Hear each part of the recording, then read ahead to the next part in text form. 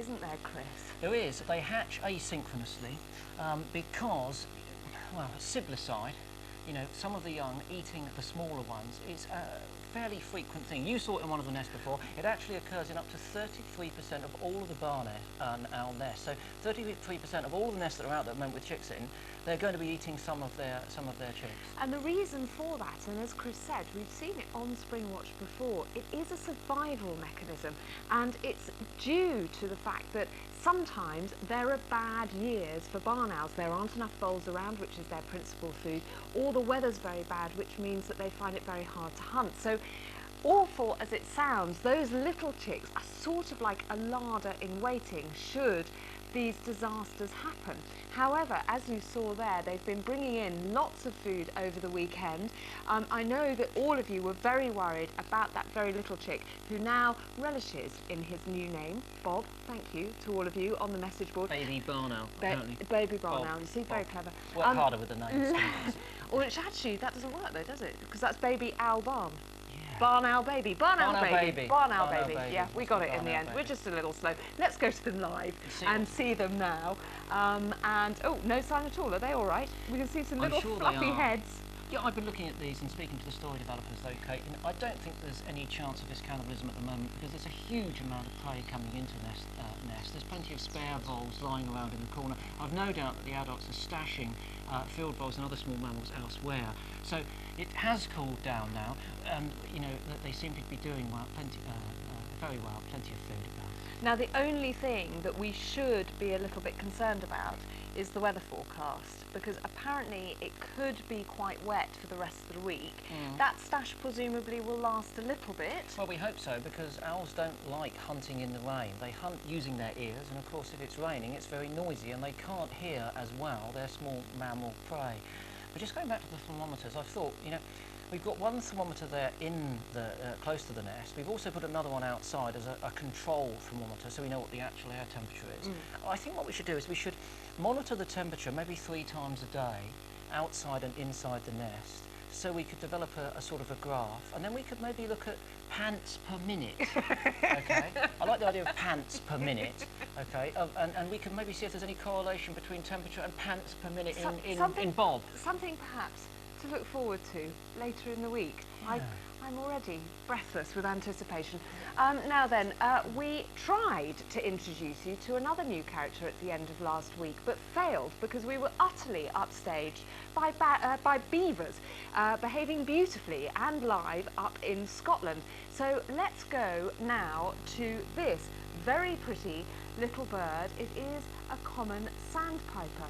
And she was, well, you can see there, she's feeding with that characteristic bobbing. Yeah, they bob about. They're pickers, not probers. You can see her there picking up the insects. This was the nest that she'd made. Uncharacteristic, quite an open nest, Kate. Normally they're deep in a tussock. She was sat on 4 eggs, and she was, you know, doing very well at this stage. And she'd been sat on those eggs for some time, and we were hoping that they might hatch over the course of the weekend, if not before Thursday this week. Absolutely. However, well, you've probably noticed Chris is using the past tense, and sadly we had a bit of a dramatic incident over the weekend. look, she's agitated here, and this is the reason why. It's not a ferocious predator, it's a herbivore. Here are the eggs in the nest. She's been frightened off by the sheep, which was passing very close to it.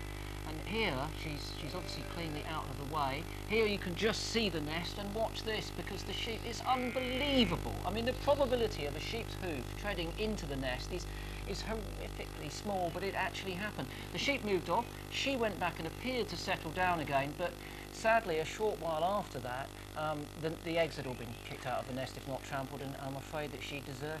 Now, you may be wondering what on earth is a sheep doing in the middle of an RSPB reserve. Well, as you've seen, this reserve is a huge area. It's 700 hectares, and one of the key management strategies of this reserve is for it to be grazed. It's grazed both by sheep and horses, and as you saw, the sandpipers do nest on the ground, so it is a bit of an occupational hazard, isn't it? It's a bit of a freak. It's rather sad. There are only about 200 pairs of these birds in Wales, 1,400 countrywide, but they live a long time. They're designed to reproduce over a succession of years. I should imagine now that although they will relay if they lose eggs, these ones were just about to hatch. It's quite late in the spring, so I think that they'll probably hang around the adults now and maybe move back towards their wintering grounds. These birds will migrate all the way back to Western Africa for the winter, and that's typically what they'll do at the end of June if they fail. So I think it's a case of better luck next year for our sandpipers. And the sheep are performing an essential duty, so no hate mail for the sheep, please. Now, from a little bit of sad news to, well, a really wonderful find by one of our wildlife cameramen. It was this gorgeous family. It is, of course, a dippo. Look at that shot, Chris. Isn't that beautiful? Stunning, isn't it? That's what they do. Beat up and down the river. And we saw that there were what we thought probably 3 chicks in the nest. We couldn't see any more than that. This was on Thursday, so you can see that they looked pretty well developed, Chris. They had a little bit of the tuft still on their heads. Yeah, we couldn't rig them with a live camera. They were a bit out of range, and also you can't put cameras in at this stage where the chicks are so big, because there is a chance that they'll just burst out of the nest, and it's not worth taking the risk. But nevertheless, our cameramen were able to get back there over the weekend, and this is some of the behaviour that they saw. Firstly, we've got 2 here that appear to be having an argument over a morsel of food. I think that what's happened here, Kate, is that the male bird at the top there... So these, just to make this clear, we think these are the parents of our chicks. They're right beneath the nest, and yeah, they are territorial, so I think it's undoubtedly the fact that these are the parents of those chicks. I think the male has come back, has started courtship feeding the female, perhaps, because they do that, to reinforce the bond, and then he's rather changed his mind and thought, no, actually, I'd rather have that myself, or perhaps have the opportunity to give it to those hungry chicks. So he eventually gets it from, presumably the female, and flies off. We didn't see whether he went to the chicks or not, but she's left there looking rather distraught. But of course, what we were really keen to know is whether those chicks were going to fledge, and if they did fledge, whether Lindsay, the cameraman who found this nest, would be able to catch the moment. Of course he was. So here we are, we can see the adult bird. Now just watch as the little figure drops down into the water. Does that mean disaster? Absolutely not, Chris. Incredible that it manages to climb up that rock. I mean, I think that that's part and parcel of the strategy. They do like to nest over water for security. There's a grey wagtail's coming, they're very confused. It's the wrong youngster for that one. But another one goes. Here's another one, pops out. Bit more of a struggle, this one. Takes quite a swim and gets up onto a very slippery rock. It doesn't look like a very good choice that time. Look, it's dipping already. It's out of the nest for just a few seconds and it's already got that dipping behaviour. And slipping, dipping. Slipping, dipping. And look, the other one comes in, so the 2 are now together. That's an absolutely gorgeous shot of being able to see the 2 of them dipping in synchronisation together. And there we have the adult just to persuade the 3rd one out. Does it come? Yes.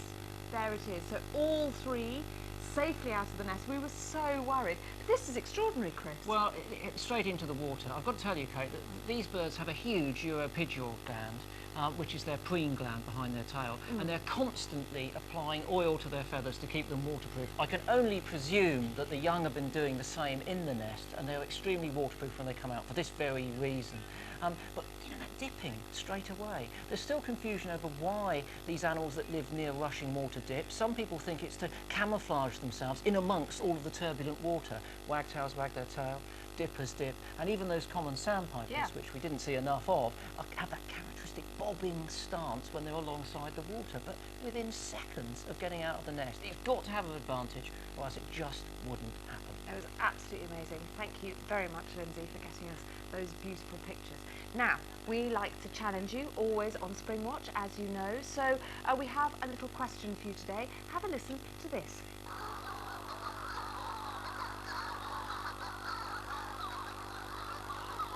So, you can get your answers in. What do you think that is? Is it the Joker on Batman? Well, I can tell you, no, it's definitely not that. But get in touch with us via Twitter, via Facebook, or via the blog, and tell us what you think was making that noise.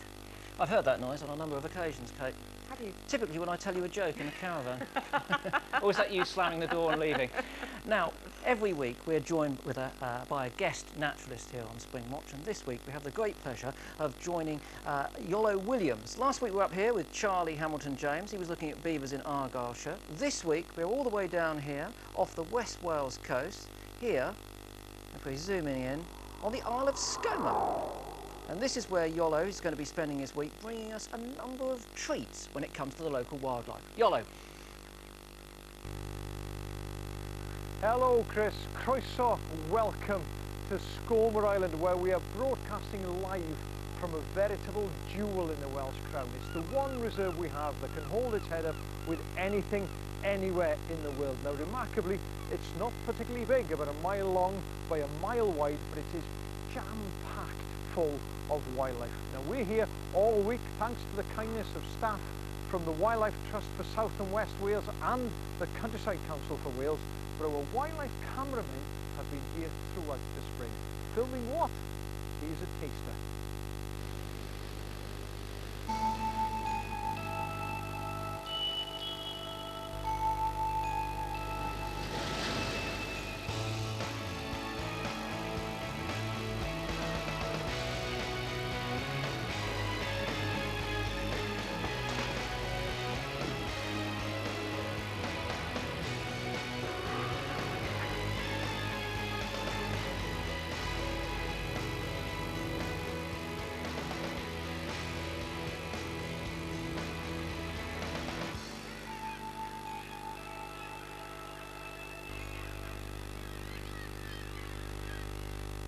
What a fantastic place, and we'll be seeing much more later on in the week. But what is it that makes Scomer so special? Well, the fact that it is an island. The Pembrokeshire mainland is over there, and between us is a treacherous piece of water called Jack Sound, and that keeps away mammalian predators, foxes, stoats, weasel, rats, and what that means is that burrow nesting birds can thrive here. There are 13,000 puffins. As I said, it's the biggest puffin colony in the whole of southern Britain. Now, the puffins at the moment are looking pretty settled, but our wildlife cameraman Ian Llewellyn was here to catch the early arrivals.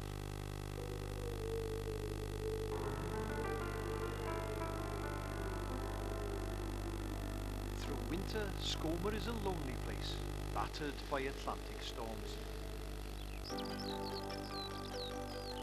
Things start to liven up in mid-March, when the island's most colourful residents return from a winter spent feeding far out at sea. As breeding season approaches, the puffins start to recolonise the island.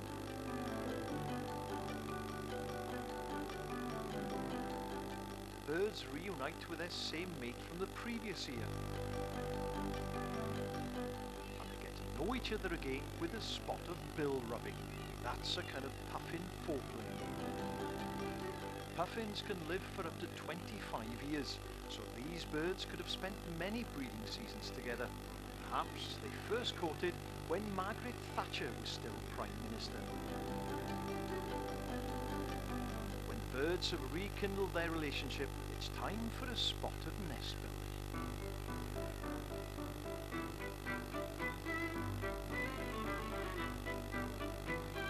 Birds come back to the same part of the island every year. They can dig a new burrow, but usually they just make use of an already established one from a previous year. And this is where they'll settle down to make the next generation of puffins.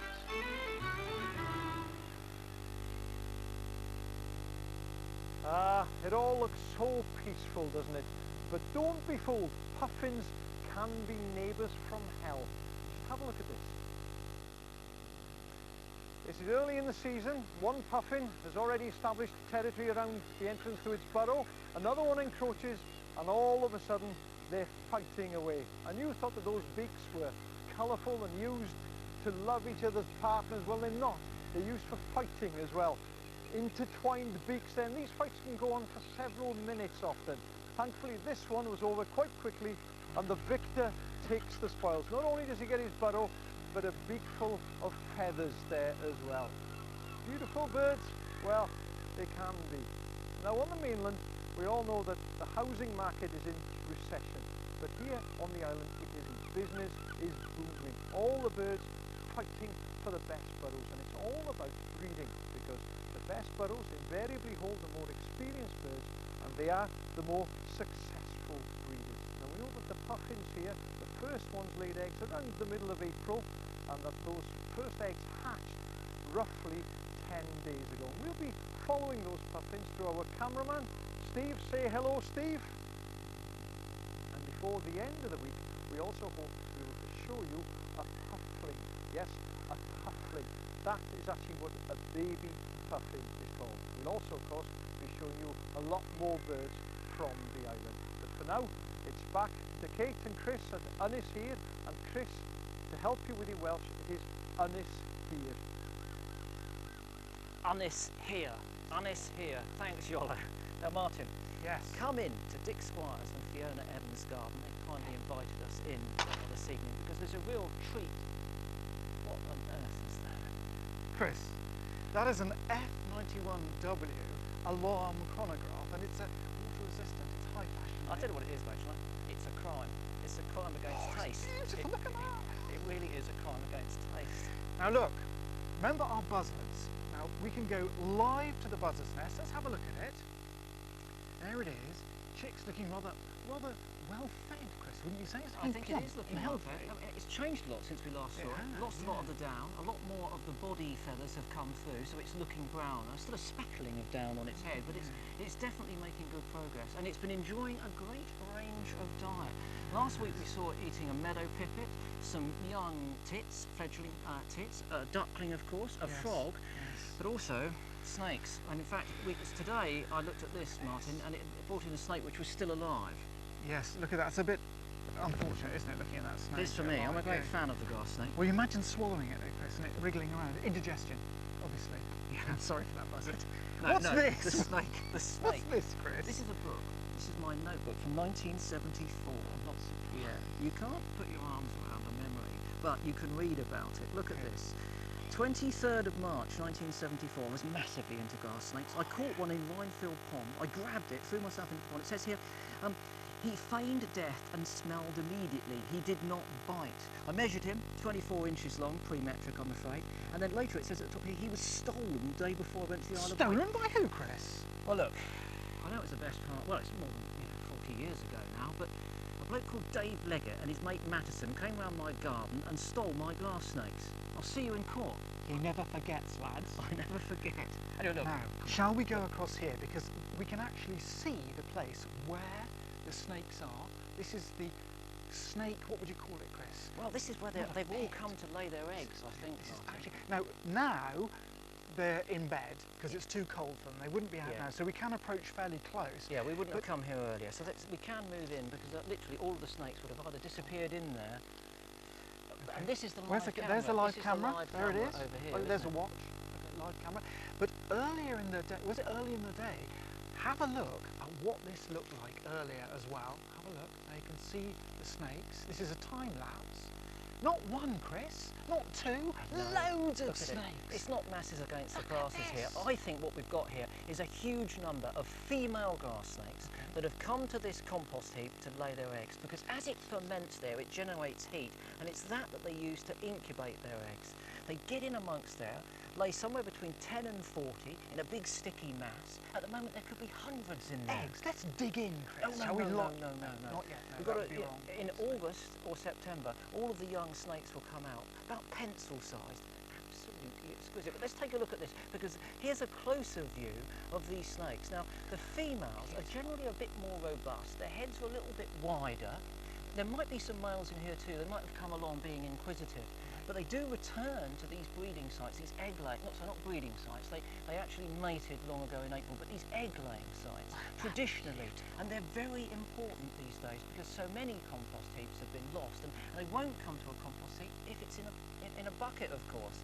They need to be open like this one. And they travel enormous distances, grass snakes, don't they, relatively? Most mobile of all of our snakes. They might have come, half a kilometre at least to get to this site. Now, the snakes, we've noticed something very curious about them. If you look very, very closely at them, look at this, Chris.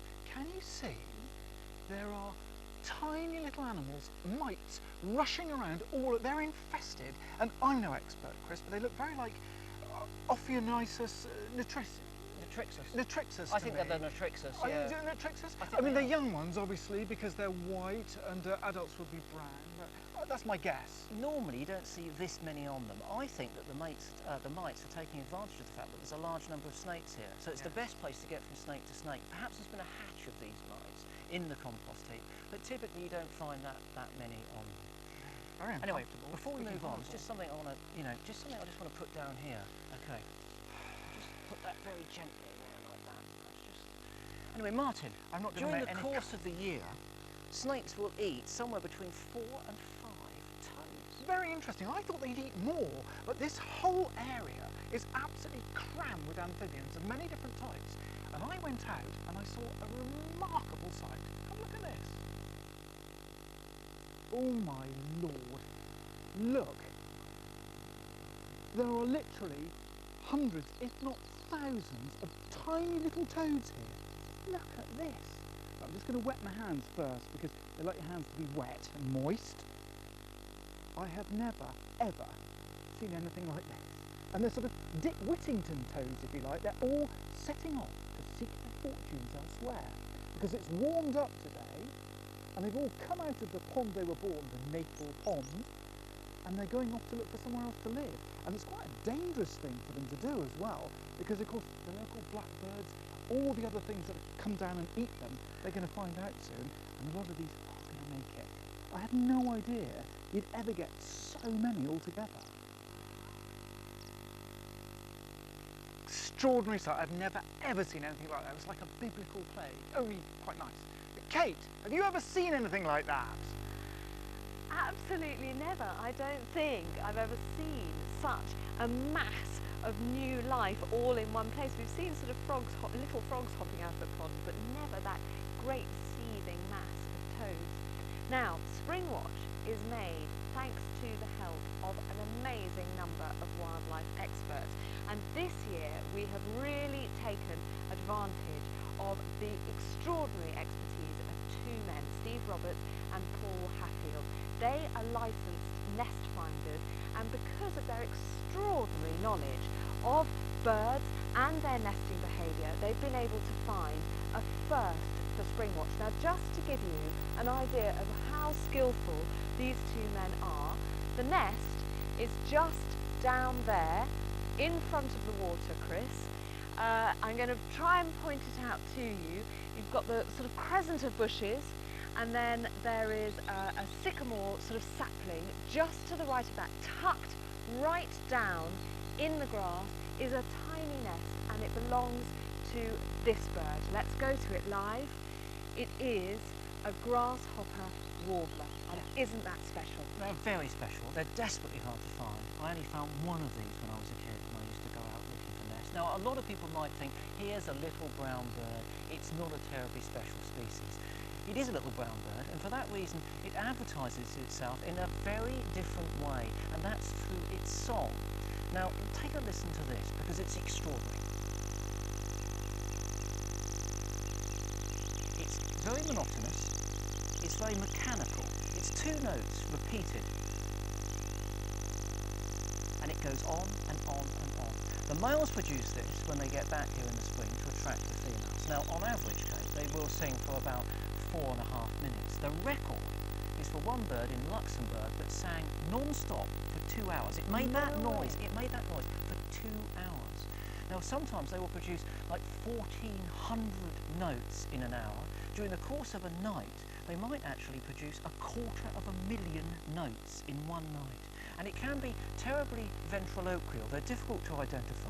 It's quite high frequency. I've got to be honest with you, at the tender age of 50, I now find it quite difficult to hear these things, and that's, I'm just losing that ability to hear them. But they can be, when you're younger, very loud, but difficult to actually locate. But let's have an update on what our grasshopper warblers have been doing to date so far. Here's the nest, terribly well hidden. They had 6 eggs, and they've hatched all 6 of their chicks. And what's interesting, if you look very closely, what they seem to be feeding them, a lot of spiders. Now, you might notice here that something white there. That's actually the egg sac still attached to the back of the female spider, and another one going in here, Kate. So they're very busy, and the young are doing well. They've got these bright orange gapes which are again characteristic of this species. And if we later are able to see their tongues, they have 3 little spots which further mark the target point where they've got to get that food into. Well, the nest is so tucked away as well, isn't it? And so beautifully camouflaged right down in the tussock of grass. And the chicks are tiny. I mean, they literally hatch just over the weekend. So the adults really do need that target, don't they, to come in and be able to feed them successfully. They do. Fantastic little birds. I really like them, I have to say, particularly when they're singing. Sadly, that's finished now. Anyway, look, another bird that we haven't seen for a little while, the oyster catchers. Let's go over live to our oyster catchers. Oh, look at that, it's a beautiful scene. The It sun's is. dipping down, a little bit dark on the bird.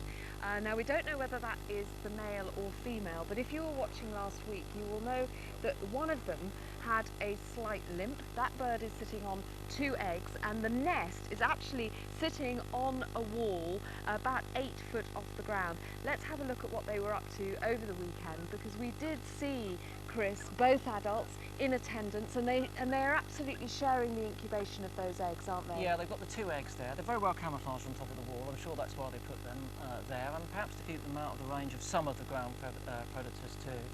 It's a fantastic location. We're not entirely sure how long they've been on those eggs, so they may not hatch before the end of our series. It's just fingers crossed that they might. Again, hot weekend, so they were cooling off there, and we also saw a little bit of housekeeping, Chris. It's very sweet because it's not much of a nest, No, really, is the it? nest is pretty sparse, to be quite honest with you, but they're just sort of picking there at those stones around the edge of the nest. But they typically lay them on bare ground. The eggs, although we can't see them there, are remarkably well camouflaged, like so many of these wading birds that nest out in the open.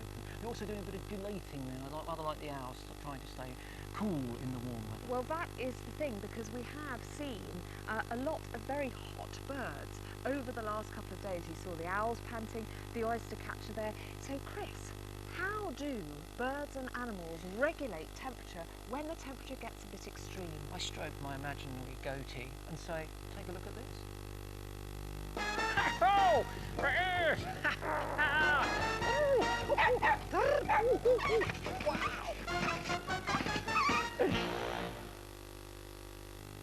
The Great British weather is a thermoregulatory nightmare. Of course, when it comes to staying warm, we humans are lucky. We can put on nice warm hats and nice warm coats. But what about the wildlife? Well, it's out there 365 days a year, and some of those days it has to take all 4 seasons in just 24 hours. How does it cope? Well, the first thing that wildlife can do is get big, get fat, get blubber. It's brilliant insulation. Just ask the seals. The next thing that it can do, and we can do too, is pilo-erect. I'm about to pilo-erect. It's getting goosebumps. Erecting your hair or your fur to trap a layer of insulating air. Some other mammals have got another really neat trick.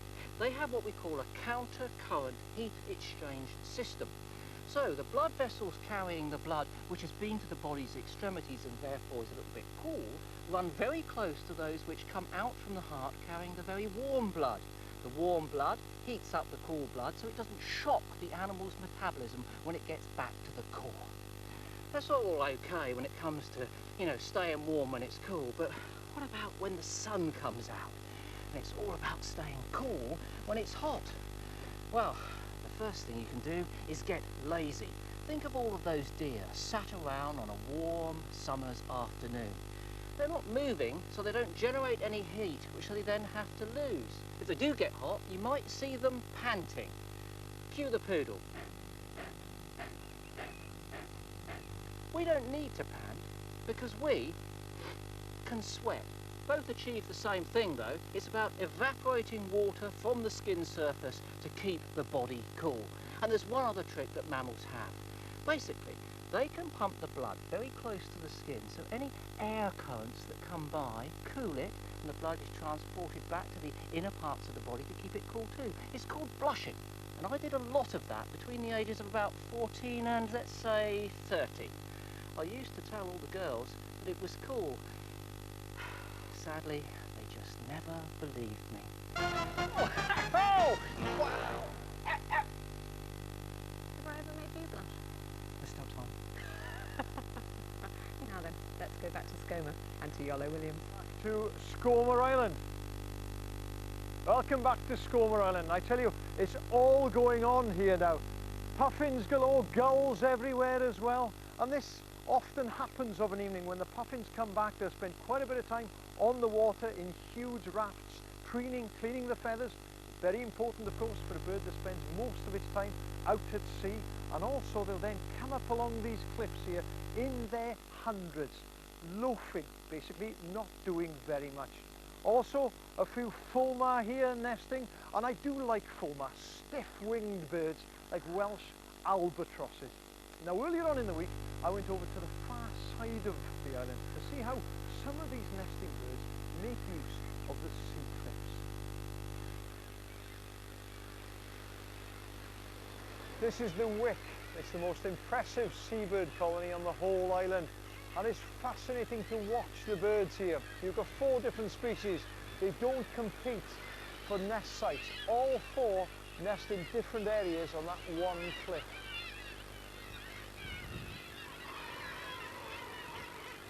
Guillemots are by far the most numerous bird on this cliff, hundreds of them, and they'll nest along long, narrow ledges, packed tightly together there.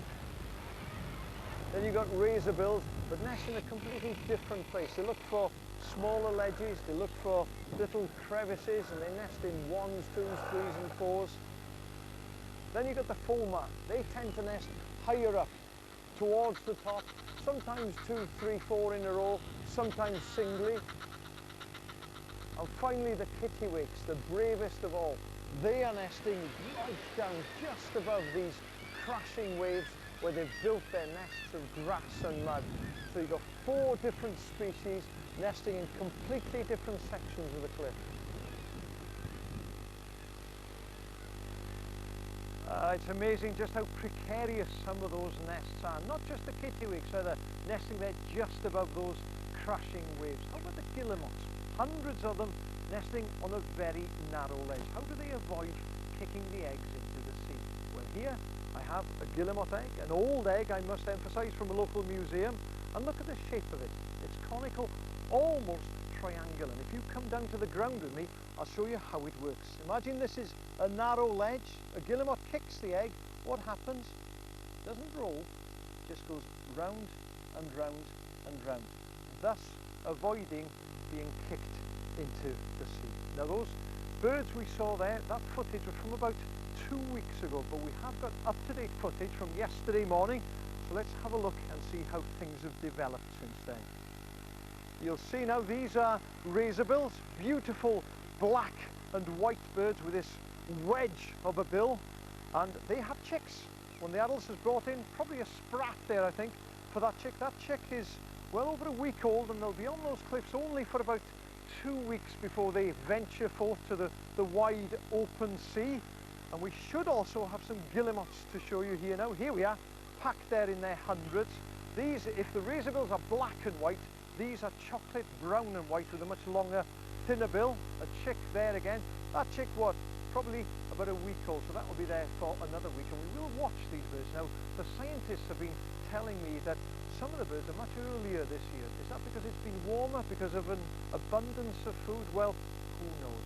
Now, I'd like to introduce you to one of the great characters here on the island. I mentioned earlier that we have no mammalian predators, no foxes, no stoats, no rats. Well, there is a particularly voracious avian predator, the biggest bird on the island, and here it is. This is the great black-backed gull. To give you an indication of its size, it's about as big as a red kite. It is huge, and they cruise the area looking for food. Now this one is walking through a puffin colony. I've seen them eat puffins whole, but this puffin is made of sterner stuff. It's not putting up with that at all. Look at it, battling with. It's only about 1/3 of the size of that gull, and yet it's standing up to it. Isn't that amazing? If it tried to fly off, the gull would have it, would eat it whole. If it tried to dash into a hole, the gull would have it. So it's standing there, looking at it, looking quite hard, like a skinhead puffin. Now the gull has moved away a little ways. You watch what happens next. The puffin, all of a sudden, dashes into its hole and makes its escape. Isn't that fantastic? I've never seen that before. Every other time, the puffin has come off worse. Unfortunately, not all the birds on this island are as as that puffin. Look at this. This is another clue to our sound quiz. Now, locally, these are known as angel's wings. There's nothing there but two wings and a bit of bone holding it together. Everything else has been eaten by a great black-backed gull. And this, believe it or not, belongs to the commonest bird on this island. But by day, all you see are these wings. What is it? Well, I know we gave you a clue. We gave you the noise of this bird earlier on. So let's hear that again, just to refresh your memory. Not a fantastic noise? It is an amazing noise. And if you come back to us later on, we'll reveal exactly what our mystery bird is. Thank you very much indeed, Yolo. Well, we've had a few answers in. Can I have them, Bex? Thank you very much.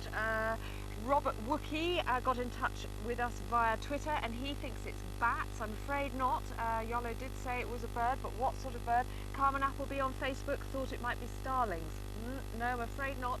As Yolo said, he will give you those answers in just a little bit. Now, we're out on the estuary, and it's our heronry. It's just over there. Let's have a look at the birds and see how they're doing on this beautiful evening with the sun setting behind them, Chris. Isn't that a romantic scene? Starlight of sunset over heron. Now, they have been really active jumping about over the course of the weekend, Kate, but they have both come back to the nest this evening. I think we're going to see that sort of behaviour over the next few days as they build up their confidence and their flying abilities, but the adults will continue to feed them there. But I have to say, we haven't come all the way down here tonight actually to look at the herons. We've come down here to introduce you to another truly fantastic bird. First of all, a bit of geographical context. We're here down on the estuary. Studio is just up here, but that's where we are. That's where our studio is. But if we move up the estuary by about 1 kilometre, moving inland, following the estuary up here, past the railway line, and you'll see here is another reserve where a very special couple of birds have turned up after a long wait. Well, I couldn't wait any longer.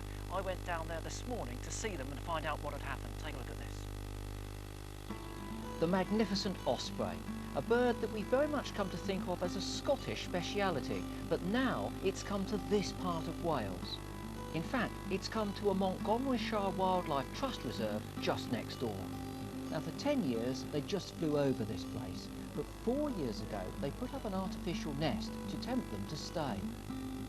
Although it only took a year to get a male, it's taken another 3 years to find him a female. Then in April this year, the first osprey's eggs were laid in the Dubby Valley for 407 years. And after 33 days of waiting, yesterday the first one hatched. So this morning, with great excitement, I went to meet Emma Evans, the warden, to see them for myself. So, Ems, it all kicked off yesterday. Lots of visitors. It must have been amazingly exciting. Yeah, you know, yesterday we got 1,000 people to see it for the first time ever. A lot of excitement. You can almost touch it, you know, it's that tangible.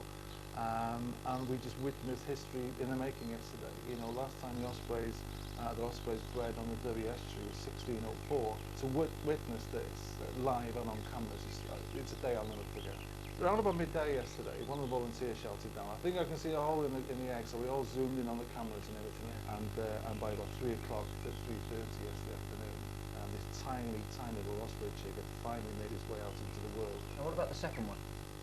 Well, the second one was a little bit slower because about 3 o'clock yesterday afternoon, we saw another hole in another egg. And that's when the excitement really hotted up. And this chick didn't emerge until 4:30 this morning. So that took about 12 hours to come completely out of the egg. God, what a sight there. Fantastic, aren't they? Absolutely fantastic. That chick's got meat on the edge of its beak there, look. Go on.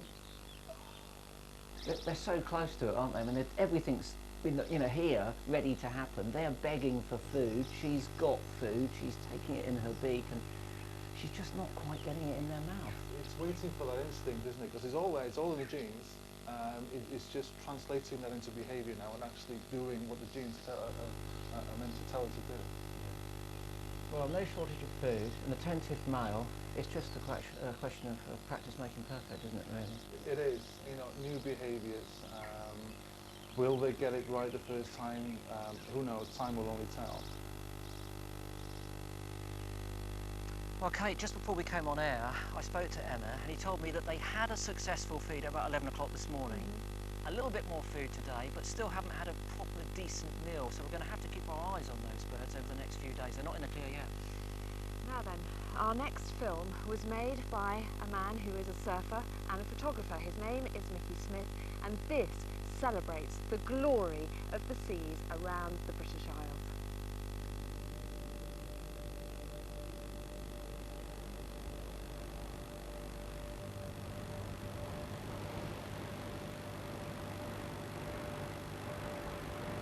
I've spent a lot of years kind of trying to learn to be comfortable in the sea in all sorts of different situations. Some of the most interesting situations are around big, heavy waves. I think some of the movement of waves like that is like really unique.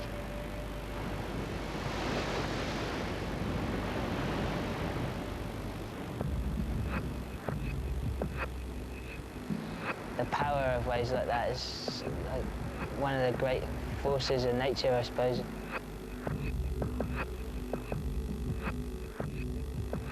I've always been around the sea since I was born, I guess. I seem to spend half my life staring out to sea, and then the other half swimming around staring back at the land. Filming and photographing the sea has always come naturally to me. I like to try and maybe open people's eyes a little bit to different perspectives of life around the sea. Photographing waves and the ocean has made me kind of take into account more of the details of like every single one of those waves is completely individual. No one wave breaks the same. It's like this crazy kind of ever-changing canvas.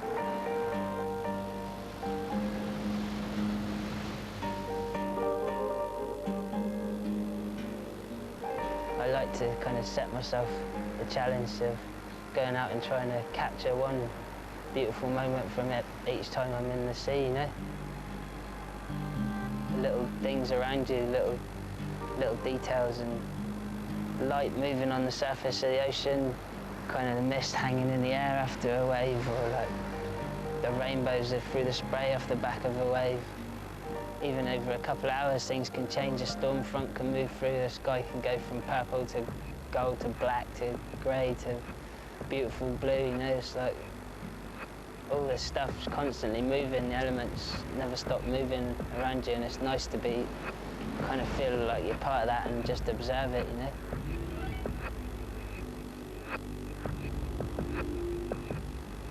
It's this amazing environment, so full of life. Totally mind-blowing experience catching waves with dolphins. They seem to be really doing it for fun and enjoying themselves.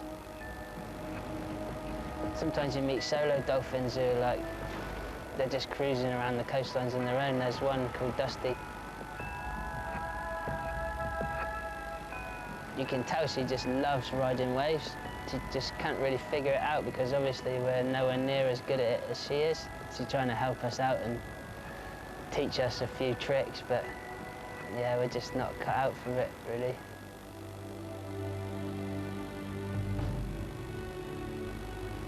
A lot of the time you see birds using waves.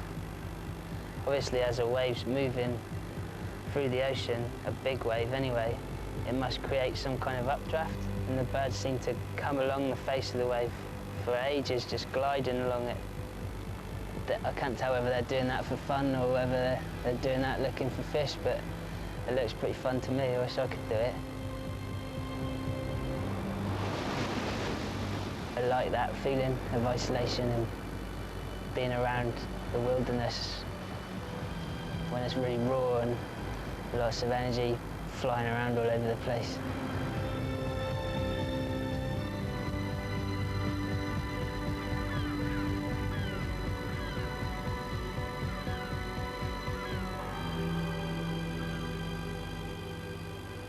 I think you end up feeling scared a lot because you're in an environment that's totally beyond your control.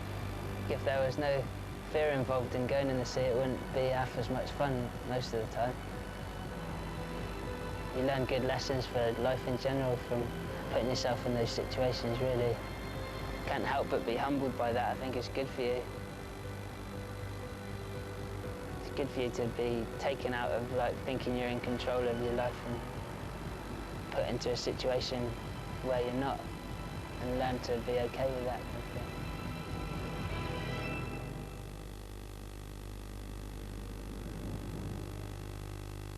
What a fabulous film, and if that doesn't inspire you to get out to the coast, I don't know what will.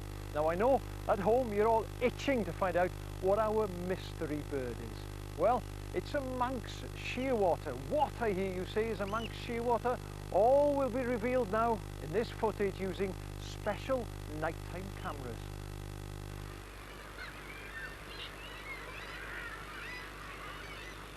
From the middle of April onwards, Skomer really starts to come alive at sunset. The greater black-backed gulls can't see to hunt at night.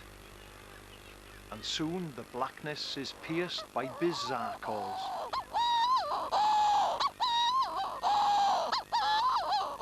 Our infrared cameras can reveal the source of this cacophony. These birds are Manx shearwaters. They come to the island to breed every spring. They are relatives of albatrosses, about the size of a herring gull, and this is the largest breeding colony of them in the world. 250,000 come here every year. The birds managed to find exactly the same burrow that they used the previous year. Nobody really knows how they do this, but we think it might be by smell. Just like the puffins, they get very aggressive if another bird tries to occupy their burrow. The fights are serious because the stakes are high. If a pair bred successfully in the previous year somewhere, then they know it's a good burrow and they'll want to use it again. It's generally the males that arrive back first, and a few days later the females come in. And, again like the puffins, the birds mate with the same partner every year. So even though they probably haven't seen each other for 6 months, somehow in the dark, in all this chaos and confusion, they manage to find the very same bird they mated with the previous year. And that's the pair greeting each other after half a year apart. Isn't that sweet? Some incredible images there, and I've spent many a time here on Skomer, and it's incredible how the whole atmosphere of the place changes after dark. Thousands of Manx shearwaters, that incredible noise. It's a very odd place. Right, the competition. Congratulations to the many of you who got it right. 2 winners. First one is Alex Berryman on the blog, and also to Ranger Bob on Twitter. And some of you even correctly identified that call as that of a male Manx shearwater. Now Manxies come to Skomer, of course, to breed. So watch this. We have a Springwatch first for you. Now if you read the books, you read the manuals, they'll all tell you that Manxies breed underground in their burrows. But thankfully for us, Manxies don't read the books. Here, thanks to our night camera, is a pair mating out in the open at night. Now bear in mind it's pitch dark there, we can see it only because of the infrared camera. Isn't that amazing?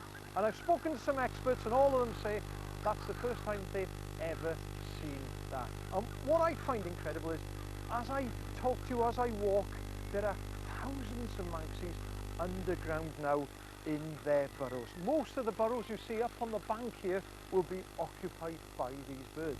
And this being Springwatch, of course, we have a camera in one of those burrows. Let's have a look at some of the footage from earlier on. Now this bird, we really don't know if it's a male or a female, we can't tell, but it's incubating a single egg down there in that burrow. And bear in mind that its mate might not come back for up to 10 days. So it has to sit there on that egg. And if we look carefully, in a minute she'll move, or he'll move, and we'll see that egg. One round white egg. And it's quite a big egg too, considering the size of the bird. It's not a big bird. That egg is about the size of a hen's egg. And incubation, the male and female, they go off for, who knows, up to 10 days at a time. They really are incredible birds with an amazing life history. And we'll learn more about those birds and several of the other birds and the other wildlife here on the island later on in the week. But for now, from Scomer Island, as we say in Wales, hwyl fawr. Thank you very much, Iolo. Well, you get top natural history and a Welsh lesson at the same time, so we can't Absolutely. complain about that. Top We bloke. can't. Now we've come back into our lovely cosy studio, and let's go to our flycatcher. If you were watching last week, we introduced you to this lovely little bird. It is a pied flycatcher. It's in that box there, and there you are. You can see the female tucked down on her chicks. Now she laid 6 eggs, 4 of them hatched. They were absolutely tiny when we left them last week, but they're feeding very well, aren't they, Chris? Yes, about every 2 minutes during the peak of the feeding during the daytime. Not just fly catching either, taking lots of other insects and their larvae off of the trees and delivering them to the young. They've been doing really, really well there. But if you were watching last week, you saw some strange behaviour from the male which had been attending this female nest. Look at this. You know, initially we were a bit worried because he disappeared and was only coming in a couple of times a day. Here's the female, so she was doing her duty, feeding pretty regularly. He did appear from time to time, and he even turned up with food. The thing was, he would come into the nest, she would not be too keen to see him by the looks of things, and he would disappear with the food and apparently go somewhere else with it. She was doing her duty though, and kept the young fed. Here he does come in a bit later on, and he did start to feed them from time to time. But things then took another twist. Take a look at this. There's one male outside here. Of course, they're not marked, so we don't know exactly which one's which. But if you look on the right-hand side, you can see another male fluttering about. Now, this is odd. They are territorial birds, and of course, the epicentre of their territory, of course, is the nest hole. So quite what's going on with these 2 males here, we're not entirely sure. That said, I do have a few theories, and one of them is polyterritoriality. Now, if I say polyterritoriality enough times, the producers will eventually let me explain it. And I promise you that tomorrow we can have a good old hard piece of science. Lots of polyterritoriality and polygamy too. So stay tuned for geek behaviour tomorrow. For me and the birds. Now, Martin Hughes Games is just across the courtyard, and I think is going to show us another nest, are you, Martin?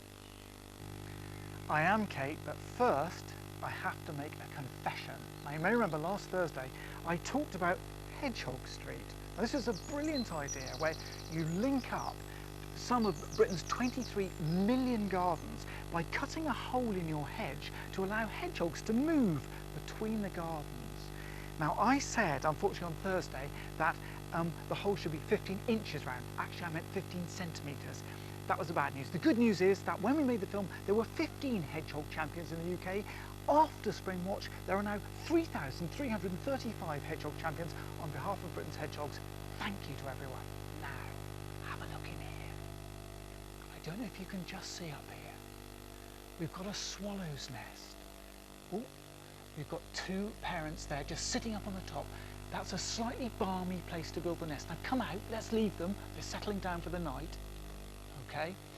Okay, balmy bird's nest. You know where we're going with this. You may remember on previous years we've asked you to tell us the most extraordinary nest sites in the UK. Let's quickly remind ourselves of last year's winner. Have a look at last year's winner. This was sent to us by Vanessa Haig, who's a family of thrushes. And despite building the nest in a fire training station where they were regularly inundated by fire and doused with foam, they hatched out the eggs and they all fledged safely. But my personal favourite was the year before from the Allen family. It was a family of blue tits in Level Crossing, and they came in and out as well, and the whole world changed through 90 degrees every time the train went past. Absolutely brilliant. Please tell us about your nest sites and we'll try and beat even those. Right, straight back to Kate. How are you? Thank you very much, Martin. We're going to have just a very quick look at our grasshopper warbler. She is our latest star of Springwatch, beautifully couched down on her nest, keeping her chicks warm. You can keep an eye on all our live cameras up to midnight tonight, and then from 4 o'clock in the morning tomorrow if you want to get up very early by going to bbc.co.uk/Springwatch. What have we got coming up tomorrow, Chris? Tomorrow, Cutting Edge Science is going to tell us a lot more about one of our favourite birds, the cuckoo. So this is going to be tremendously exciting. even more exciting, I think, is otters right here on the reserve, caught on camera. More of them tomorrow. And what about you, Martin? Those What have you got ospreys, for us? 400 years we've been waiting for them. Looks pretty good, but we don't know. Latest news tomorrow. Absolutely. So don't think about going anywhere, but be sitting in front of your telly at 8 o'clock tomorrow night for Springwatch. We'll be here and we hope you'll join us. Many thanks. Good night.